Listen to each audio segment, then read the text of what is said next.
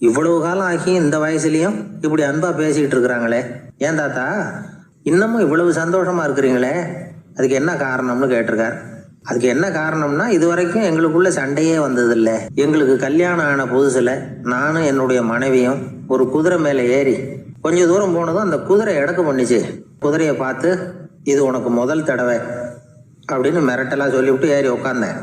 கொஞ்சம் தூரம் குதிரை நல்லபடியாக நடந்து போச்சு. மறுபடியும் எடக்கு பண்ண ஆரம்பிச்சுட்டுது. கையில் இருந்த சாட்டையால் ஓங்கி ஒரு அடி கொடுத்தேன்.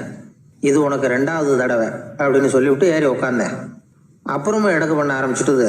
அந்த சமயத்தில் ஒரு ஆற்று பாலத்தை கடந்து போய்கிட்டு இருக்கிறோம். அந்த குதிரையை பிடிச்சி அப்படியே ஆற்றுல தள்ளி விட்டுட்டேன். அதை பார்த்ததும் என் மனைவி பதறி போயிட்டாங்க. உங்களுக்கு மனசில் கொஞ்சம் கூட இறக்கமே இல்லையா அப்படின்னாங்க. நான் மெதுவாக இவங்க பக்கம் திரும்பி, இது உனக்கு முதல் தடவை அப்படின்னேன். அவ்வளவுதான். அன்னையிலேருந்து இன்னைய வரைக்கும் ஒரு நாள் கூட எங்களுக்குள்ள சண்டையே வந்ததில்லை.